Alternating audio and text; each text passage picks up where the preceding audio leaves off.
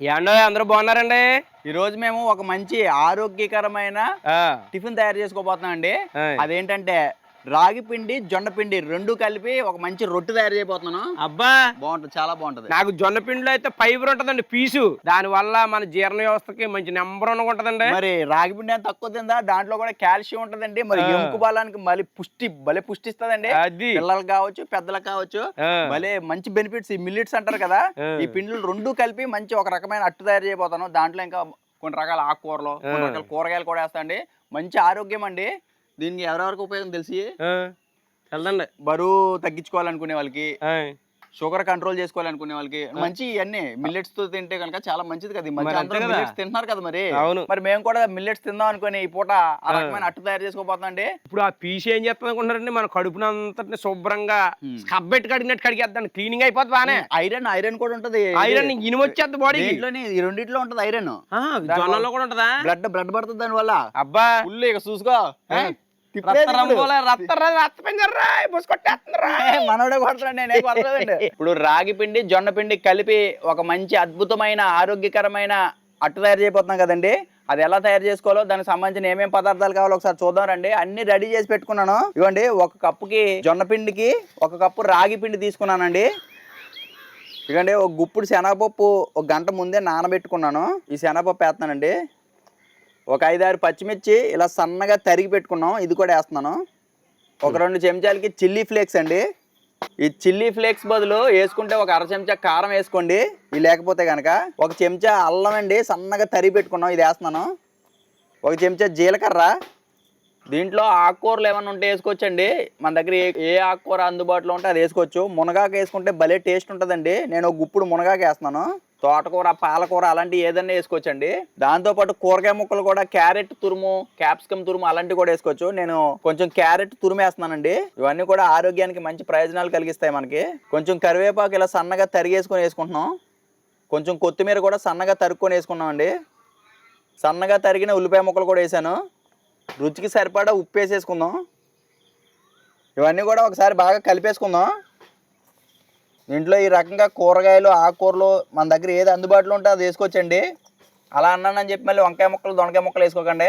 Capsicum, carrot, beetroot అలాంటివి వేసుకోవచ్చు. ఇవ్వండి, ఇప్పుడు ఇందులో వేడి నీళ్ళు వేసుకొని కలుపుకుంటే రొట్టె బాగా వస్తుందండి. ఇలా వేడి నీళ్ళు వేసి కలపడం వల్ల పిండి కొంచెం జిగురు వచ్చి రొట్టె ఇరిగిపోకుండా ఉంటుందండి. కొంచెం కొంచెం వేసుకుంటూ కలుపుకుందాం పిండి. దీంట్లో మీకు మీ దగ్గర అందుబాటులో ఉంటే వేయించిన నువ్వులు వేసుకోవచ్చు, వేరుశెనగ గుళ్ళు వేసుకోవచ్చు, ఏదన్నా వేసుకోవచ్చు అండి, బాగుంటుంది అట్టు. ఈ రకంగా పిండి కలిపేసుకొని దీన్ని ఒక 15 గంట 20 నిమిషాల పాటు పక్కన పెట్టేసుకుందాం. పిండి లోపు కొంచెం నానుతుంది అనమాట పక్కన పెట్టడం వల్ల. చెప్పు.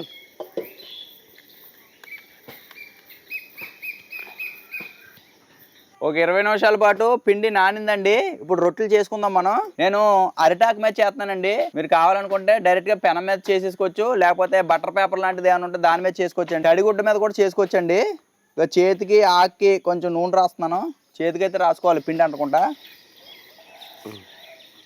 అండి, రొట్టెకి సరిపడా ఇలా ఒక ముద్ద తీసుకున్నాను నేను. ముందుగా ఇలాగ గుండ్రంగా చేసుకొని దీన్ని రొట్టెలాగా ఒత్తుకోవాలి. ఈ రాగి పిండి జొన్న పిండిలోని జిగురు తత్వం ఉండదండి, ఇరిగిపోతూ ఉంటుంది అనమాట. అందుకోసం కొంచెం జాగ్రత్తగా ఇలా ఒత్తుకొని చేసుకోవాలి. చపాతీ పిండిలాగా జిగురు తత్వం ఉండదండి దీనికి, అందుకోసం ఈ రకంగా చేసుకోవాలి. కొంచెం ఇలా పలచగా చేసుకుంటే రొట్టె బాగా కాలుతుందండి. రొట్టెలు కాల్చుకోవడానికి మందపాటి రేకు పెట్టుకుంటున్నాను. రేకు బాగా వేడెక్కించాలండి. రేకు వేడెక్కిన తర్వాత కొంచెం నూనె పోద్దామండి. ఈ నూనె అంతా కూడా రేకు మొత్తం అంటే ఇలాగా ఇవ్వండి, ఇలాగా అరిటాకు మీద వేసాను కదా, దీన్ని రేకు మీదగా తిరగబెట్టేసుకోవాలండి.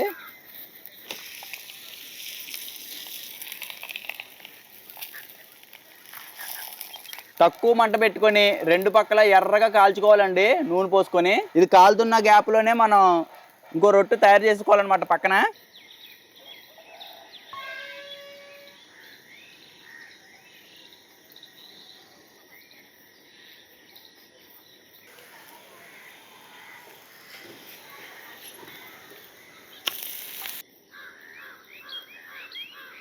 చూసారండి, ఇలా దగ్గరుండి అటు ఇటు తిప్పుకుంటూ ఉండాలి రొట్టె.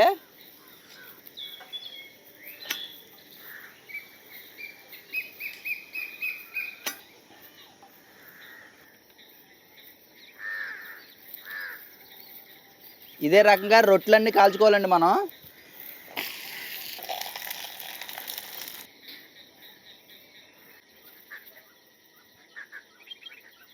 దీంట్లోకి మనం పల్లి చట్నీ కానీ, శనగపప్పు చట్నీ కానీ, కొబ్బరి చట్నీ కానీ ఏదైనా బాగుంటుందండి. లేకపోతే ఇంట్లో మనకి నిలవ పచ్చళ్ళు, మామిడికాయ పచ్చడి, అల్లం పచ్చళ్ళు ఉంటాయి కదా, అవన్నీ బాగుంటాయి. మా ఇంట్లో ఆల్రెడీ అల్లం పచ్చడి ఉంది, మామిడికాయ పచ్చడి ఉందండి. అవి వేసుకొని తింటాం ఇక.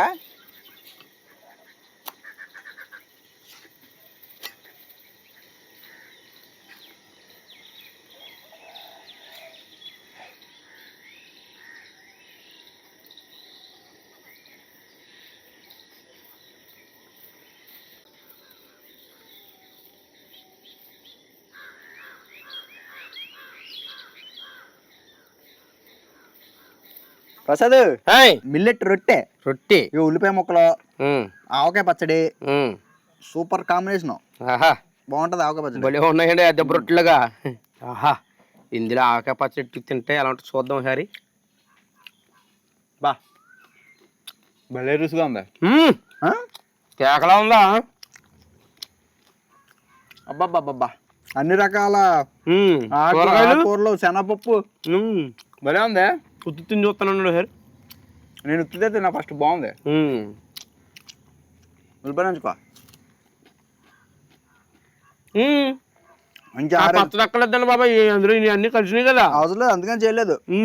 అంటే కొంతమంది టిఫిన్ అనేసరికి శనగపప్పు చట్నీ ఏదో ఎక్స్పెక్ట్ చేస్తారు కదా. అబ్బా, చాలా బాగుందండి. ఓన్లీ టిఫిన్కే కాదు, మధ్యాహ్నం లంచ్కైనా, సాయంత్రం డిన్నర్కైనా ఎప్పుడైనా తినచ్చు. మనం ఒక పూట అన్నం బంది పెట్టి శుభ్రంగా ఇలాంటి రొట్టె ఒకటో రెండో తిన్నామంటే కడుపు నిండుగా ఉంటుందండి. కడుపు నిండుగా దండుగా ఉంటుందండి. మంచిది, ఆరోగ్యానికి మంచిది. ఇప్పుడు అన్నం అది తింటే షుగర్ వచ్చేద్దని చెప్పేసి అవి తినాలనుకుంటామా? కొంతమంది చప్పగా ఉండి తెల్లాక ఇబ్బంది పడుతూ ఉంటారు. ఈ రకం చేసుకుంటే దీంట్లో మనకు శనగపప్పు వేసాం, ఆకుకూర ఏదంటే మునగాకు వాళ్ళు ఎంత హెల్త్ బెనిఫిట్. ఈ రకంగా కూడా మునగాకుని తీసుకున్న అవుతాం మనం.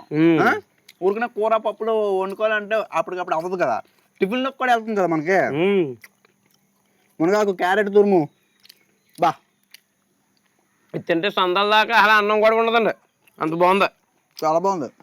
అంటే ఫైబర్ ఉండటం వల్ల ఆకలి అనిపించదు. మన సందాల దాకా ఎనర్జీ అలాగ ఉంటుంది. బా, ఎంత బాగుంది ఏంటండి ఇదా. మాది మామిడికాయ పచ్చడే, కొత్తపల్లి కొబ్బరితో పెట్టాం కదా, అసలు నెంబర్ 1 పచ్చడే. కొత్తపల్లి కొబ్బరి ఆవకాయ వీడియో మన ఛానల్లో ఉంది, చూడండి. అసలు నెంబర్ 1 కుదిరింది. జాలి నిండా పెట్టుకున్నాండి. చాలా మంది రాగి జావా అది తాగలేని వాళ్ళు ఉంటారండి చాలా మంది, అంటే ఇష్టంగా తాగరు.